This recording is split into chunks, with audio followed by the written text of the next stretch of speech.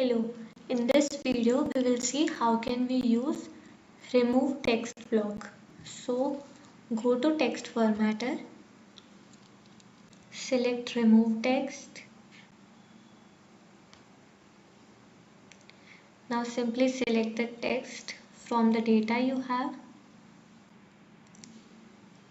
Now for example, I want to remove the word index from this text. So I'll just write index here. Let's run and save this. Here in the run history, we can see data is fetched successfully and the text I selected here was index fetched successfully. This block can be used in various ways depending on your use case.